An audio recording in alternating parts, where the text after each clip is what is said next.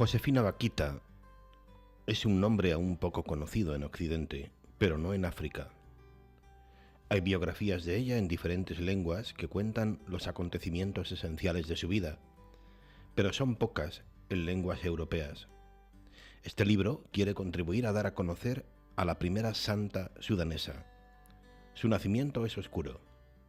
¿Quién conoce, por ejemplo, la tribu nubia de los Dayú, de la que ella formaba parte entre los 2000 grupos étnicos africanos? Saludos amigos, bienvenidos. Estamos en 49 o más, un programa en el que cada semana les invitamos a conocer un libro y con ese libro pues una historia interesante. Creo que este es el caso de hoy. Nos ayuda para ello un buen amigo, Antonio Rubio Muga. Bienvenido, Antonio. Muchas gracias. Aquí estamos para un libro interesante que cuenta la historia de una persona, de una santa, yo creo que poco conocida por todos nosotros, pero una historia muy curiosa y muy cercana en el tiempo a nosotros. Efectivamente, una biografía es el libro que proponemos hoy, que es la de Santa Josefina Vaquita, porque ya es santa, la esclava indomable. Se va a entender perfectamente a poco que comentemos algunos rasgos de su biografía, por qué lo de la esclava indomable. Pero sí, yo creo que es de justicia, ¿no?, traer un libro así, por eso, por lo que tú dices, por lo que representa, ¿no?, para África en general, ¿no? Puede haber mucha gente hoy que no tenga muy claro lo que significa el cristianismo en África hoy, ¿no? Creo que es más pujante de lo que nos podemos imaginar, ¿no? Y a lo mejor detrás de esa pujanza que tenemos hoy tan clara, de la evolución del cristianismo en África está pues la sangre y la semilla de auténticos mártires, ¿no?, como pueda ser Josefina. Sí, porque es importante, en el libro al final, no sé si llegaremos, habla un poco de los datos, de las estadísticas actuales del cristianismo en África, y es muy interesante cómo en todo el libro se trasluce, y el autor lo deja caer, cómo ya no eran necesarios tantos misioneros extranjeros que iban a África, sino suscitar en el propio África misioneros de allí, como es el caso de Santa Vaquita, que ese testimonio de gente que ha surgido de allí ha llevado de que en 100 años el cristianismo haya aumentado tremendamente. Simplemente decir que el 14% de los cristianos actuales de todo el mundo provienen del continente africano. Bueno, ¿quién es el autor de este libro? Un francés, también quizá pues, desconocido, ¿no?, para mucha gente. Herbert Roulet. Herbert Roulet nació en el año 1947.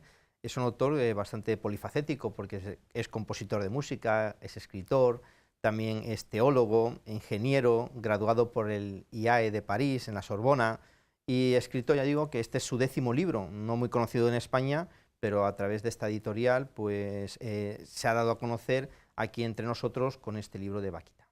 Bueno, pues nos metemos un poquito con dar algunas pinceladas, ¿no?, de la biografía de Vaquita, con la idea de que las personas que nos ven, por supuesto, se animen a leer este libro, que es el objetivo del programa. Y bueno, nos tenemos que ir hacia su lugar de origen, que es África, hemos apuntado ya, y en concreto Sudán, un lugar que además, para muchas personas que nos puedan estar viendo, pues les suena, si decimos la palabra Sudán, inmediatamente a guerra, porque es una zona que ha estado hasta hace 2 días, ¿no?, con un conflicto tremendo, que es el que ha partido el país en Sudán del Sur y Sudán del Norte. Sí, y además es el tercer país en extensión de África, es tremendo. Su capital es Jartum, que a algunos de las personas que nos siguen les sonará, porque es ahí donde se unen los 2 Nilos, y a partir de ahí empieza, ya hemos hablado una vez de Jartum. Es un país donde el clima tropical pues lleva a su máximo exponente, es un país rico en vegetación, es un país que le parte el río Nilo, una franja completamente verde, es un país que limita con 7 países, y donde la mayoría son árabes y negros africanos, evidentemente. Entonces es un país muy curioso, es un país con una rica historia que vamos a ir viendo poco a poco, y es un país donde en la época en que vivió Vaquita, a finales del siglo XIX, conservaba intacta toda su vegetación.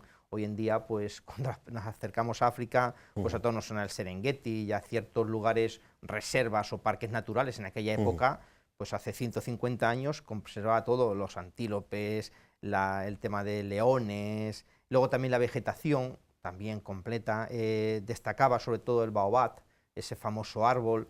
Quiero decir que era un país, podríamos decir hoy en día, virgen, hablando hace 50 años, cuando se desarrolló a nivel de tanto de fauna como a nivel de vegetación. Luego también un país con una riqueza arqueológica bastante interesante. En el año 1960, en una presa, la presa de Nasser, se descubrió pues una antigua catedral, donde en esa catedral había restos de la pintura bizantina, que databa ya del año 620, 630 más o menos, con lo cual nos caemos en la cuenta de que el cristianismo rápidamente había llegado allí. Claro, pero ahí hay una cosa muy, muy curiosa, porque junto a este dato que tú apuntas, ¿no?, de lo pronto que llega el cristianismo allí, sin embargo, cuando nace Vaquita, en ese finales del siglo XIX, sin embargo, el cristianismo en Sudán, como en muchos otros lugares de África, tiene escasa representación. Tan pronto nace el cristianismo que en el libro de los Hechos de los Apóstoles aparece cuando el apóstol Felipe bautiza a aquel eunuco de Candace. Candace, una región de Etiopía. Etiopía entonces era Sudán, ya en el libro de los Hechos de los Apóstoles aparece aquí. Y luego después el cristianismo se va a expandir, pero hay un elemento que casi anula el cristianismo, que es en el siglo VII el auge del mundo islámico. Evidentemente estamos muy cerquita donde Mahoma va a desarrollar en Arabia toda su expansión, y va a llevar a un largo letargo, dice el autor, del cristianismo en ese lugar. Hay una época de oro a finales del siglo X más o menos, con el rey Jorge II, donde Nubia, que es la capital entonces del Sudán cristiano, pues va a tener su máximo esplendor. Después aparece también un personaje muy importante, que es Mohamed Ahmed, donde se considera un falso profeta, se erige como el verdadero Dios, el profeta, y va a llevar casi a la eliminación del cristianismo. Por eso cuando nace Vaquita, este falso profeta, estamos hablando más o menos coetáneo a la vida de Vaquita, el cristianismo había sufrido no una desaparición prácticamente, sino el autor llama un letargo que va a despertar poco a poco. Bueno, vamos a situar ya un poquito a Vaquita en qué contexto nace, en qué tipo de familia. Estamos hablando también de hablar de Sudán como de tantos países de África, y más en esta época. Estamos hablando de multitud de etnias, además, ¿no?, las que había en Sudán, y en una de ellas va a nacer Vaquita en concreto. Los Dajus, o Dajus, es una etnia del pueblo a la cual pertenecía Vaquita, que eran los dominantes de Darfur, que era el lugar donde ella nació. Su origen era humilde, aunque luego posteriormente el autor apunta que su padre era el hermano del jefe de la tribu, con lo cual suponía cierto estatus. Ellos tenían tierras. Vaquita se dedicó desde el principio pues al cuidar del ganado, pero esas tierras permitían que sus padres tuvieran trabajadores a su servicio, con lo cual eso es importante. Estábamos situados en el centro, más o menos, para que nos hagamos una idea, si alguno le da por buscarlo en el mapa, en el centro de Sudán. Entonces tenían plantaciones, tenían ganado, ahí nace Vaquita. Vaquita nunca recibió ningún tipo de instrucción religiosa. Ella profesaba, como apuntabas tú, la cantidad de etnias que hay en África, una religión tradicional monoteísta, podríamos decir, donde ellos veían un Dios lejano que apenas se ocupaba de las personas. Es impresionante cómo cuando uno ve esa vegetación que decíamos, todo aquel paraíso, podríamos decir, terrenal, cómo no caer en la cuenta de que todo eso proviene de un ser cercano a nosotros. Al contrario, ellos le veían lejano. Entonces también practicaban, podríamos decir, el animismo. El animismo, es, bueno, muy típico de muchas zonas africanas. Los elementos están animados, animismo de ahí viene, por una serie de diosecillos, podríamos decir, y es ahí donde va creciendo, pues ahí en esa religión, entre el monoteísmo y ese animismo, Vaquita, pero ya digo, sin recibir ningún tipo de formación. Por eso cuando luego conoce a Dios, al Dios cristiano, ella le va a llamar con un nombre que utilizaba en su etnia, que es Parón. Parón significa dueño, padre, jefe, y ya sí se va a dar cuenta que ese es el Dios creador, el Dios cercano, ese Dios que es el que realizó esa creación en la cual ella se va a desarrollar su vida. Toda la vida de Vaquita es un drama, toda ella, yo creo que hasta el final, con distintos momentos más o menos intensos. Y ese drama empieza muy, siendo ella una niña, además. Ella había nacido, que no lo hemos dicho, en el año 1869. Exactamente, no se sabe, eso es algo que incluso hoy en día pues cuesta trabajo muchas veces a las personas de la África profunda, podríamos decir, datar exactamente como hoy en día. Pero ella nació en 1869, nos quedamos con esa fecha. Desde el principio dice una joven alegre, servicial y viva. Y su trabajo era pues llevar al río el ganado de los padres, pues como cualquier niña. Ella sí se maravillaba de la naturaleza, pero hubo un momento crucial en su vida, de pequeñita, que fue el secuestro de una de sus amigas. Ese fue la primera gran pena que tuvo en su vida. Tenemos una descripción de cómo era Vaquita en esos primeros años a raíz de su madre, que es una descripción muy interesante. Dice: Vaquita tiene un hermoso corte de mujer africana, un rostro de rasgos de fina raza, de líneas armoniosas y regulares, pómulos un poco salientes. Sus cabellos son negros y rizados. Lo que más impacta de ella es la claridad de su mirada, donde se transparenta una timidez natural, y su sonrisa, que revela una bondad sin afección. Esta es la descripción que más o menos cuando tenía 5 añitos, pues hace su madre. Y vivió ese primer momento, ya digo, duro, que fue el secuestro de, perdón, he dicho una amiga, de su hermana mayor. De su hermana mayor. Hasta que hay un momento en que ella lo vive en carne propia. Sí. También siendo ella muy, muy niña. Su madre marcha al campo, se queda con sus hermanos. Cuando ella nace, Vaquita era una familia numerosa. Cuando ella nace tenía 6 hermanos, 3 varones, eran 3 varones y 3 hembras. Entonces es curioso cómo ella, pues cuando es pequeñita, tiene apenas pues 10 añitos, es secuestrada. Y cuando regresa su madre se la llevan. Se la habían llevado y dice: no puedo describir lo que sufrí en aquel. Se la llevan a una habitación andando. Alguien puede preguntarse, Antonio, si su familia no era una familia adinerada, por las razones del secuestro, quiero decir. En aquella época estamos hablando de que todavía existía el tráfico de esclavos en África. Estamos hablando de hace 150 años, que no estamos hablando del siglo XIV ni del siglo XV. En África todavía había tráfico de esclavos. Estuvo andando durante 8 días y 8 noches, imaginaos, descalza, una niña, y llegaron a un centro de agrupamiento de esclavos que dictaba más o menos a unos 180 kilómetros de su poblado. Allí son encerrados y dice que los llevaron a un mercado de esclavos. Y allí en ese mercado de esclavos pasó algo muy curioso, porque resulta que las encerraron, a ella y a una amiga, en una habitación, y allí permanecían. Llegó un día el señor y las mandó limpiar unas mazorcas de maíz.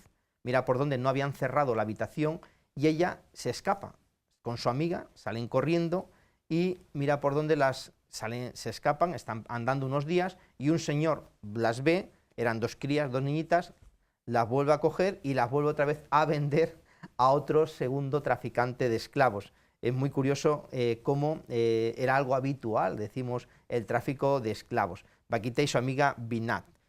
Allí termina. Y son llevados con otra caravana a una ciudad llamada Obeid, que era la capital de Kordofán, y allí va a permanecer 3 años como esclava. Te iba a decir simplemente que ya de por sí eso es un maltrato, ¿no? Por supuesto, ¿no? Lo que significa el vender a una persona, ¿no? Traficar, ¿no?, con una persona como si fuera un objeto.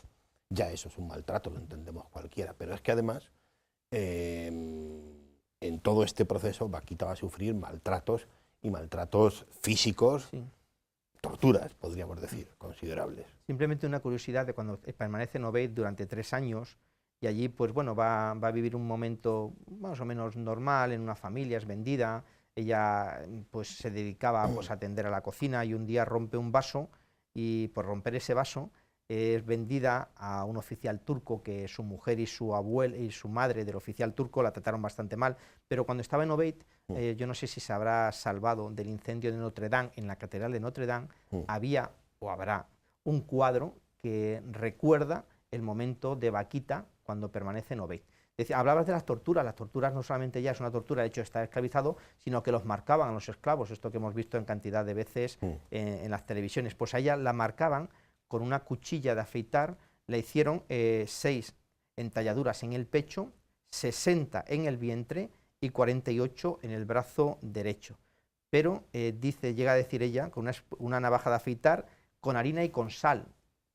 Imagina el dolor que puedes suponer. Claro, se infectaba todo, dice, y me resultaba imposible describir lo que sentí. Tenía en cada instante la impresión de morir, sobre todo cuando me frotaron las heridas con sal. Así las torturaban, esa y muchas más torturas que podemos imaginar. Bueno, no nos entretenemos aquí, porque bueno, hay un momento en medio de toda esta situación de oscuridad, de sufrimiento terrible, donde, bueno, pues como tantas otras veces se hace la luz, podríamos decir. Y bueno, pues aparece un personaje que va a ser fundamental, trascendental en la vida de Vaquita. Sí, un cónsul italiano en Jartum decide pues comprar a Vaquita para llevársela para su servicio, Y mira por dónde Vaquita, con ese cónsul, al final le va a convencer, y cuando él regresa a Italia le convence para que se le traiga, para ir con él a Italia. Y es muy curioso porque aquel hombre había ido vendiendo todos sus esclavos y se quedó solamente con 10, y al final, gracias a ese cónsul, al cónsul Lenani, pues llega a Italia. Salen del puerto de Soaquín y llegan a Génova. Y lo que es la vida, a recibir a Lenani, a este cónsul, pues aparece la mujer de un amigo suyo. Se encariña de Vaquita y, lo que decíamos antes, se la regala, como si fuera un objeto. Se la regala a esta familia, a los esposos Micheli. Y esto va a marcar también un antes y un después en la vida, porque cuando entra a los servicios de la familia Micheli, se va a dedicar a cuidar a la hija pequeña Alicia de la familia de los Micheli. Esta familia tenía dinero, era una familia adinerada, por lo tanto ella va a gozar de cierta estabilidad, y es ahí donde va a cambiar un mundo musulmán, un mundo de esclavitud, a un mundo europeo, un mundo cristiano. Su vida va a cambiar por completo. No va a ser fácil, porque esta familia va a abrir un hotel en Sudán, quieren regresar, de hecho ella regresa durante unos meses para ese hotel, la familia quiere que se permanezca allí, pero ella se niega. Y en uno de esos viajes, que la familia marcha a Sudán, ella y su hija, la hija de los Micheli, Alicia, pasan a un internado, unas religiosas, las hijas de la caridad, vamos a ver de qué orden, y eso va a cambiar por completo su vida. Sí, eso es lo que te iba a preguntar, porque todavía no estamos, digamos, todavía no ha empezado, digamos, ese proceso de fe en Vaquita aún, ¿no? Sino que va a tener un poco sus orígenes ahí, ¿no? Cuando ella empiece a contactar por primera vez con un mundo y con una espiritualidad que en este caso es la cristiana. Sí, las hijas de la caridad, pero no de San Vicente, sino las hijas de la caridad de las hermanas canosianas, ahora hablaremos de ello, donde en ese internado, Vaquita y la hija de los Michelis, Alicia, van a permanecer en el Instituto de los Catecúmenos, y ahí va a recibir el catecumenado.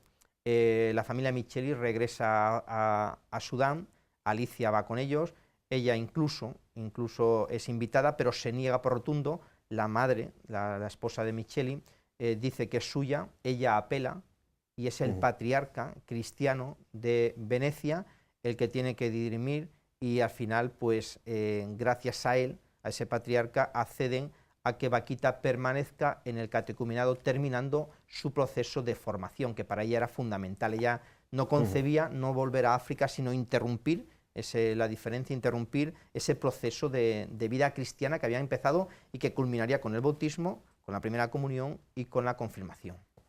¿En una misma celebración? Sí, en una misma celebración. De hecho, ella, el día 9 de enero del año 1890, cuando ella tenía 21 años, ella va a completar ese proceso de catecúmeno. Dice que las lágrimas se mezclaban de sus mejillas con el agua que ella había recibido. Ella, un pelín antes, un año antes, dice que fue el día de su completa liberación, un 29 de noviembre del año 1889, que fue cuando, con 20 años, la familia de los Micheli accede a que ella permanezca ya con las hermanas canosianas, hijas de la caridad, en ese lugar, en ese... ¿Cómo surge, estamos ya con Vaquita, digamos, bautizada y con un proceso de fe iniciado, pero ¿cómo surge en ella la inquietud de la vida religiosa? Durante todo aquel periodo de catecumenado, ella se había acercado de manera, podemos decir, seria, con oración. El trabajo siempre destacó por eso, por su espíritu servicial, y el hecho de convivir en ese internado con las hermanas había despertado en ella la llama de la vocación, y por eso, en diciembre del año 1879, un poquito antes de ser bautizada incluso, había empezado el noviciado, un periodo de estudio y un periodo de formación, dice, y un periodo sobre todo de prueba, para ser capaz de ver y ir labrando poco a poco su carácter. De hecho, tan importante fue ese periodo de noviciado. Todo esto en Italia. En Italia, sí, muy cerquita entre Venecia, en esa zona, y Verona. Y cómo sería que el cardenal Giuseppe Sarto, que era el patriarca de Venecia, se acercó a hablar con ella para asegurarse de que su vocación era auténtica, que no era una manera de evadirse del regreso a Sudán. Y al final, este patriarca, Giuseppe Sarto, dice: pronuncia los santos votos sin temor, Jesús te desea, Jesús te ama, ámale y sírvele como siempre has hecho ahora. Y este patriarca no va a ser otro que el futuro San Pío X. Ya se entrevistó con ella, y el propio San Pío X le diría: adelante, Jesús te ama, esta es una auténtica vocación. Y ahí, un poquito después, en el año 1896, va a profesar sus primeros votos. He aprendido cada día más a apreciar la bondad de Dios, dirá, de Dios conmigo. Y a partir de ahí comienza una época, digamos, de vida religiosa, por tanto, en humildad, en sencillez, un poquito intentando vivir el carisma propio, ¿no?, de esta congregación. Sí, un poquito tiempo después, en el año 1902, le es enviada a una casa de Schio, que es una ciudad entre Verona y Venecia, y ahí se va a quedar un tiempo, donde entonces tenía una pequeña población de 20.000 habitantes, y dice el autor que desde el primer momento va a irradiar la fortaleza de su persona, la santidad que ya se emanaba a todas las personas de aquella población. Ellos tenían esas semanas allí una casa de educación y de apostolado, donde ella pues va a comenzar por amar a Dios simplemente haciendo el bien de cada día de las cosas que hacía. Allí va a recibir diversos cargos, desde cocinera, va también, y es invitada a algo muy importante, a escribir su propia historia personal, no olvidemos de dónde venía. Y es un manuscrito muy interesante de 30 páginas, donde ella va narrando todo lo que sabemos de su infancia, viene por este manuscrito. Estando en esa casa, no sucede otra cosa que la Primera Guerra Mundial.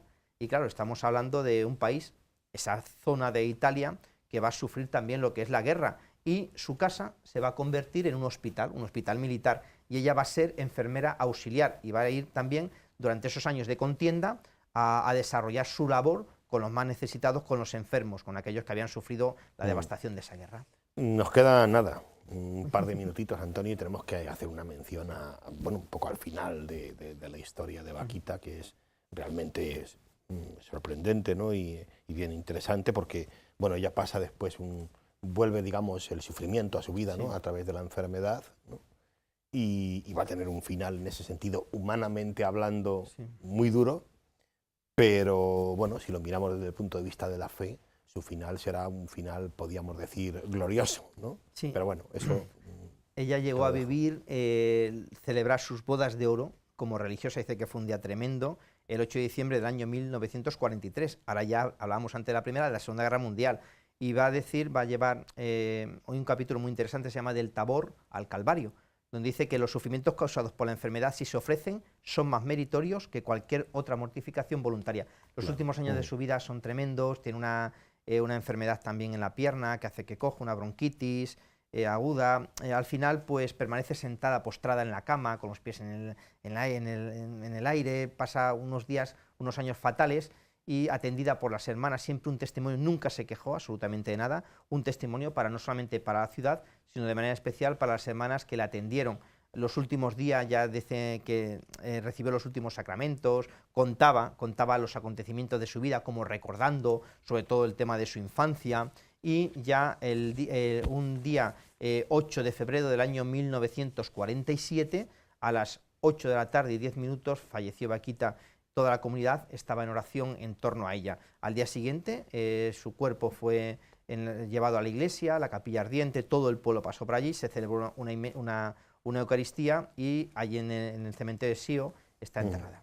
Bueno, y al final pues sería el Papa Juan Pablo II el que daría dos pasos fundamentales, ¿no?, que sería la beatificación primero y la canonización. Hay una fecha, yo creo, muy importante, el 17 de mayo del año 1942, donde coincidió la beatificación de esta santa... 1992, coincidió la beatificación de esta santa, que nadie conocía, hoy en día sí, pero entonces nadie conocía. Era desconocida, sí. Y fue la segunda beatificación más importante en cuanto a número de toda la historia, porque coincidió con José María Escrivá de Balaguer, fundador del Opus Dei. Que era archiconocido. Se calcula que fueron 300.000 personas aquella beatificación. Y claro, lo que dice el autor, como Dios, como la santidad no está reservada a unos cuantos. Escrivá de Balaguer, que tenía el título de marqués de Peralta, y una esclava. Pues esa santidad, la Iglesia es universal, absolutamente para todos. Fue declarada patrona del Sudán en 1995, y en el año 2000, con motivo del año 2000, el 1 de octubre, el día de Santa Teresita, patrona de las misiones, fue declarada santa. Es curioso porque ese día se declararon santo a 123 personas, 120 mártires de la China, que habían sido martirizados del año 1648 a 1930, junto con una mujer Catherine Drexler, que fue el apóstol de los indígenas norteamericanos, y la primera santa vasca, que fue María Josefa del Corazón de Jesús Sancho de Guerra. El carácter universal de la santidad, no solamente para unos cuantos, sino solamente para todas. Terminamos aquí, Antonio, no tenemos tiempo para más, así que vamos a hacerlo como siempre con un texto de este libro tan interesante que les invitamos a leer si quieren, ¿no? La esclava indomable, que es la biografía de Santa Josefina Vaquita. Terminamos, Antonio, con un texto el que tú quieras. El día 2 de noviembre de 1930 salgo para Venecia, donde me encuentro con ella. La esperé con impaciencia, con una compañera en el pequeño locutorio aislado, entrando a la derecha en el convento de San Albise. Cuando la vi entrar con su paso balanceado, grande, intimidada, negra, verdaderamente negra, confieso que quedé estupefacta al verla. He debido recuperarme para ir a su encuentro, pero no osaba darle la mano y me limité a besar su medalla y a responder torpemente a su saludo canosiano. Vaquita sonrió, sin duda viendo mi situación embarazosa, y yo también sonreí.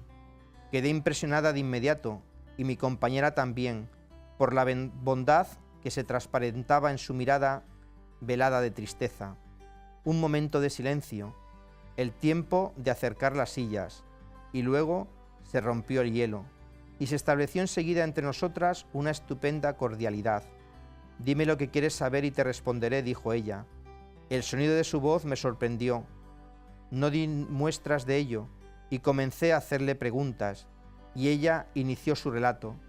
Me di cuenta del esfuerzo que le suponía expresarse, pero sobre todo cuánto le costaba evocar los sucesos trágicos y dolorosos de su vida. A veces las lágrimas apagaban su voz, sobre todo al recordar a sus parientes. A veces gemía recordando los horrores de la esclavitud.